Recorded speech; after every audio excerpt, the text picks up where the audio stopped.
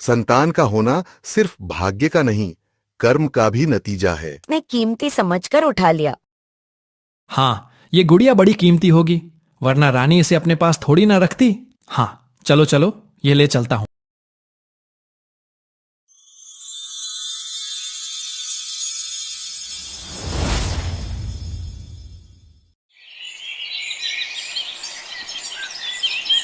सूर्यनगर राज्य के हरे भरे खेतों में, जहां किसानों की कड़ी मेहनत से फसलें लहलहाती थीं, एक भयानक नजारा रोज का हिस्सा बन गया था। राजा राजन के सिपाही अपने क्रूर आदेशों का पालन करते हुए किसानों की जीवन भर की कमाई को बेरहमी से महल की ओर ले जा रहे थे। अरे सिपाही, जल्दी कर, ये आखिरी बोरी है। सारा अनाज महल पहुंचाना है, राजा का आदेश है। सेनापति जी, ये क्या कर रहे हैं? ये तो मेरे परिवार का पूरे साल का खाना है। ये तो सरासर अन्याय है। अन्याय नहीं, राजा का नियम है। और सुन ले, अब से इस राज्य की सारी जमीन भी राजा की है, समझा? सारी। सेनापति जी, मेरे पास इस जमीन के सिवा कुछ नहीं है। मैं अपने बच्चों को कैसे पालूंगा, कहां जाऊंगा? मुझे इन बातों से कोई फर्क नहीं पड़ता। अपनी शिकायत सीधे राजा के सामने रख, समझे?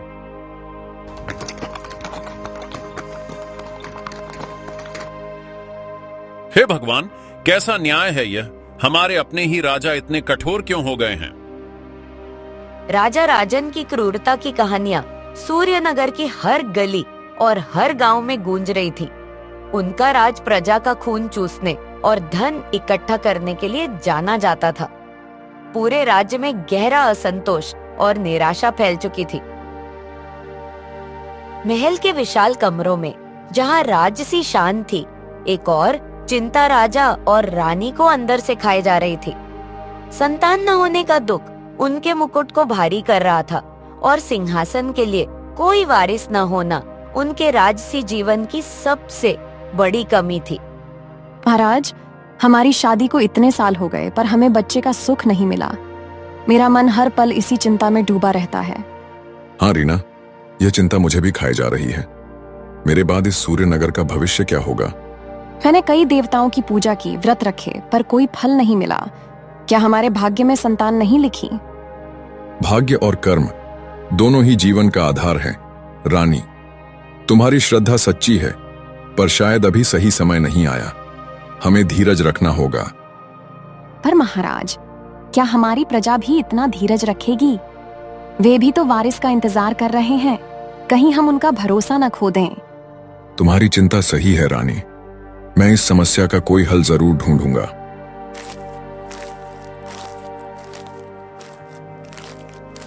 इसी सूर्यनगर राज्य के बाहरी छोर पर एक छोटी सी झोपड़ी में रमेश और सुमन अपना जीवन बिता रहे थे।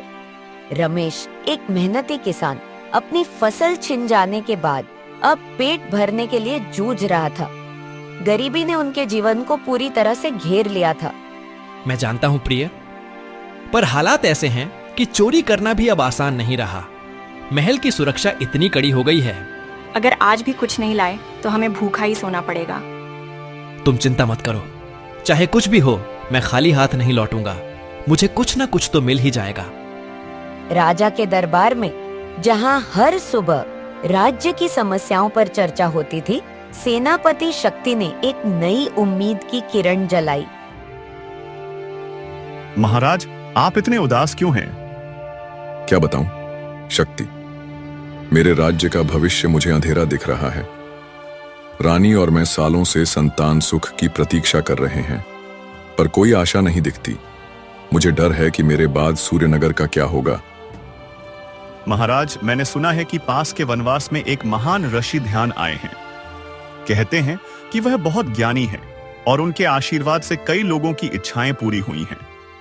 हो सकता है कि उनके आशीर्वाद से आपको भी संतान सुख मिल सके। क्या सच में ऐसे महान ऋषि हमारे राज्य में हैं और मुझे अब तक पता नहीं चला? यह क्या? क्षमा करें महाराज, वह कुछ ही दिन पहले यहां आए हैं। उनके चमत्कारों की चर्चा दूर दूर तक फैल रही है। वह सचमुच एक पहुंचे हुए ज्ञानी हैं। अगर यह सच है तो यह हमारी आखिरी उम्मीद हो सकती है। ठीक है, मैं खुद जाकर उनसे मिलूंगा और उनका आशीर्वाद लूंगा।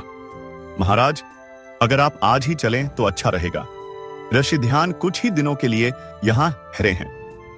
अगर वह चले गए तो बाद में उन्हें ढूंढना मुश्किल होगा। ठीक है, मैं रानी को साथ लेकर आज ही चलूंगा। ये मेरे लिए आखिरी मौका है। शायद उनके आशीर्वाद से हमारी समस्या का हल हो जाए। आशा की एक नई किरण लेकर राजा और रानी अपने राजसी वस्त्रों में वनवास की ओर निकल पड़े। वन की शांत हरी भरी जगहों में उन्हें अंततः ऋषि ध्यान के आश्रम का पता चला। प्रणाम गुरुदेव, हम आपके दर्शन के लिए आए हैं। कृपया हमें आशीर्वाद दीजिए। कहो राजन, यहाँ किस काम से आना हुआ? गुरुदेव, हम बहुत समय से संतान सुख की प्रतीक्षा कर रहे हैं, पर अब तक हमें कोई संतान नहीं मिली। इस कारण हमारा मन दुखी रहता है और राज्य का भविष्य भी अनिश्चित है। हम आपसे आशीर्वाद मांगने आए हैं ताकि हमें संतान सुख मिले और हमारे सूर्य नगर का वारिस मिल सके। गुरुदेव, हमने बहुत कोशिश की, पर अब हमारी सारी आशा आप पर ही टिकी है। कृपया हमें संतान प्राप्ति का आशीर्वाद दें। मैं तुम्हारा दुख समझ सकता हूँ। बच्चे का सुख मिलना सिर्फ तुम्हारे लिए नहीं बल्कि राज्य के लिए भी जरूरी है। लेकिन याद रखो, संतान का होना सिर्फ भाग्य का नहीं, कर्म का भी नतीजा है। गुरुदेव, आपके आशीर्वाद से ही हमारी चिंता दूर हो सकती है। ठीक है, आने वाली चैत्र मास की पूर्णिमा को तुम्हारी यह इच्छा पूरी हो जाएगी। गुरुदेव, आपका बहुत बहुत धन्यवाद। गुरुदेव के वचनों से मिली शांति और आशा को लेकर राजा और रानी अपने महल की ओर लौट चले। उनके मन में अब एक नई उम्मीद जगमगा रही थी। फिर राजा और रानी अपने महल की ओर रवाना हो जाते हैं।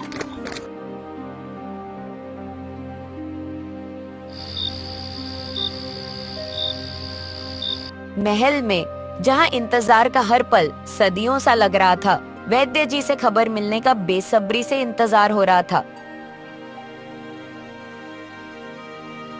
सेनापति, तुम परेशान मत होइए, अब वैद्य जी आ चुके हैं। महाराज, हमने इस दिन के लिए कितने सालों से इंतजार किया है। हाँ सेनापति, मैं समझता हूँ कि यह दिन आपके लिए कितना जरूरी है। तभी वैद्य जी कमरे से बाहर आते हैं। क्या बात है वैद्य जी? महाराज, बहुत ही आश्चर्य की बात है। अब मैं आपको कैसे बताऊं, मुझे समझ नहीं आ रहा। अरे वैद्य जी, जल्दी से बताओ क्या बात है। अब मुझसे रहा नहीं जा रहा है, जल्दी बताइए क्या बात है। मैं माफी चाहता हूं महाराज। रानी ने एक चमकदार पत्थर की गुड़िया को जन्म दिया है। यह बड़ा आश्चर्य की बात है। क्या कहा आपने? एक चमकदार पत्थर की गुड़िया? अरे वैद्य जी, क्या आप मजाक कर रहे हैं? यह कोई साधारण घटना नहीं है। मैं भी अपने जीवन में पहली बार ऐसा देख रहा हूं। यह क्या? किंतु वैद्य जी, यह संभव कैसे है? वह तो मेरी भी समझ से बाहर है महाराज। यह सब भगवान की लीला है। मैं और आप इसमें क्या ही कर सकते हैं। उसी रात जब महल की बत्तियां धीमी पड़ चुकी थीं, रमेश अपनी भूख मिटाने और परिवार के लिए कुछ लाने की तलाश में महल में घुस आया। उसकी नजर एक सुंदर गुड़िया पर पड़ी, जिसे उसने कीमती समझकर उठा लिया। हाँ, ये गुड़िया बड़ी कीमती होगी, वरना रानी इसे अपने पास थोड़ी ना रखती। हाँ, चलो चलो, ये ले चलता हूँ। महल में राजकुमारी रूपी गुड़िया के गायब होने पर हाहाकार मच गया। रानी का दिल दुख से भर गया था और राजा भी परेशान थे। मेरी बच्ची कहाँ है? मेरी चमकदार पत्थर की गुड़िया। सेनापति, हर घर में सिपाही भेजो, हमारी गुड़िया को ढूंढो।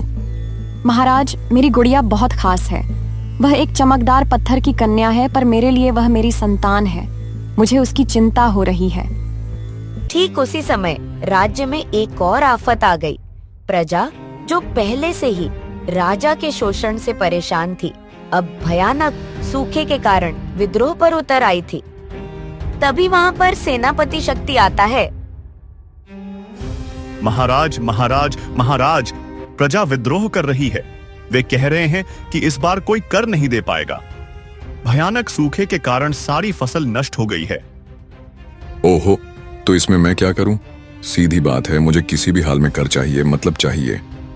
पर महाराज, वे मैं कोई बहाना नहीं सुनना चाहता सेनापति शक्ति। साफ कान खोल के मेरी बात सुनिए। मुझे कर चाहिए हर हाल में। जरूरत पड़े तो सिपाहियों की मदद लो, लेकिन कर इकट्ठा करो। यही मेरा नियम है।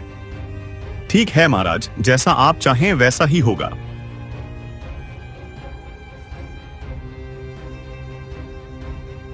रमेश के घर में, जहाँ गरीबी का साया था, एक अविश्वसनीय चमत्कार हुआ। चोरी की हुई चमकदार पत्थर की गुड़िया एक जीती जागती मुस्कुराती हुई बच्ची में बदल गई, जिसने रमेश और सुमन के जीवन में खुशियों का रंग भर दिया। अरे ये क्या? ये तो एक बच्ची है, कितनी सुंदर है। ए जी, सुनते हो? जल्दी यहाँ आइए। क्या हुआ भाग्यवान, क्या हुआ? अरे ये बच्ची कहाँ से आई? मैं बच्ची क्यों चुराऊंगा? अरे तुम्हारा दिमाग खराब हो गया है क्या? हम दोनों अपना पेट भर नहीं पा रहे हैं, बच्ची को क्यों लाऊंगा? अच्छा, तो आप चोरी में क्या क्या सामान लाए थे? मैं तो सिर्फ एक पुरानी चांदी की माला और चमकदार पत्थर की गुड़िया लाया था, बस। इसका मतलब वह चमकदार पत्थर की गुड़िया ही बच्ची बन गई। इस रहस्यमय घटना से व्याकुल राजा और रानी एक बार फिर ऋषि ध्यान की शरण में गए, इस उम्मीद में कि वह उन्हें इस अनूठी पहेली का हल बता सके। रानी, हमें उन ऋषि ध्यान के पास जाना चाहिए। वह जरूर हमारी मदद करेंगे। हाँ महाराज, आपकी बात बिल्कुल सही है।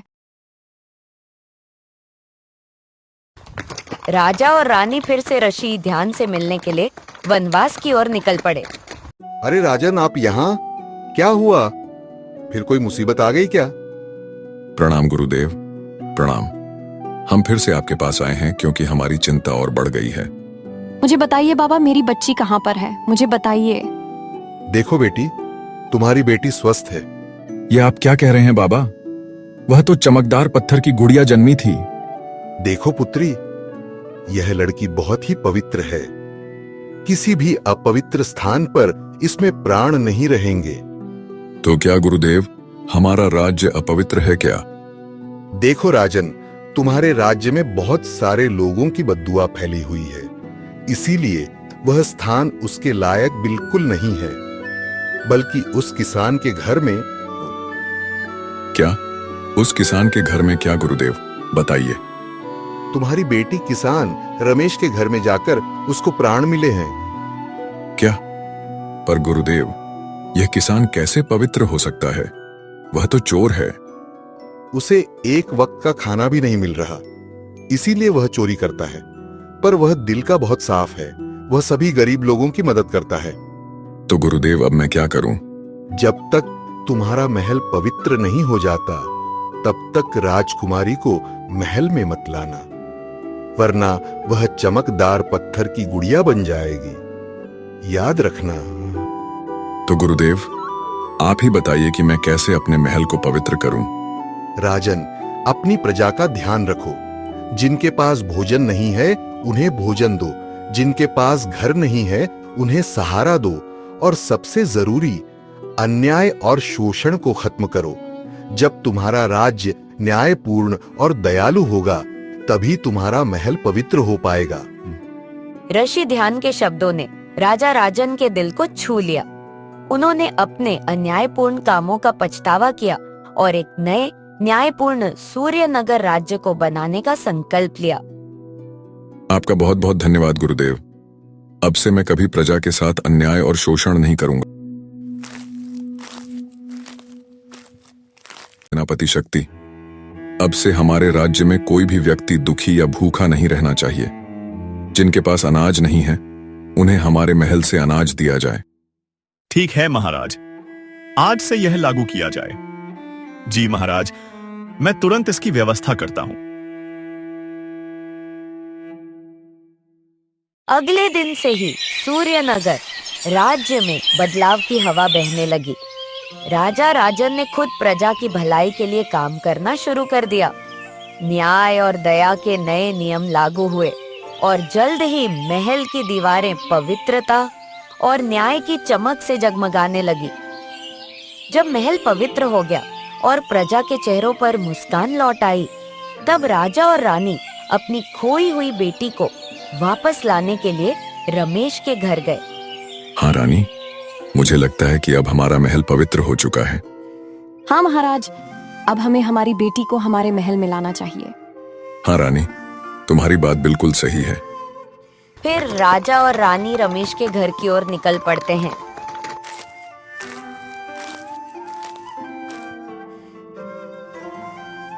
अब महाराज, आइए आइए महाराज, ये मेरे लिए बड़ा सम्मान है कि आप मेरे घर पधारें। रमेश, अब हम अपनी बेटी को वापस अपने महल ले जाने के लिए आए हैं। अब हमारा महल पवित्र हो चुका है और हमारी प्रजा खुशहाल है। महाराज, यह सुनकर तो मुझे बहुत खुशी हो रही है। आपकी कृपा से आपकी प्रजा अब सुखी और संतुष्ट है, और यह मेरे लिए भी गर्व की बात है कि आपकी बेटी मेरे घर में सुरक्षित रही। फिर राजा राजकुमारी को लेकर महल चले जाते हैं और इस तरह सूर्यनगर राज्य में न्याय और दया का नया युग शुरू हुआ। राजा राजन ने अपनी प्रजा के प्रति अपने कर्तव्य को समझा और एक छोटी सी चमकदार पत्थर की गुड़िया ने पूरे राज्य का भाग्य बदल दिया। यह साबित करते हुए कि सच्ची पवित्रता बाहरी धन दौलत में नहीं, बल्कि मन की दया और न्याय में निहित है।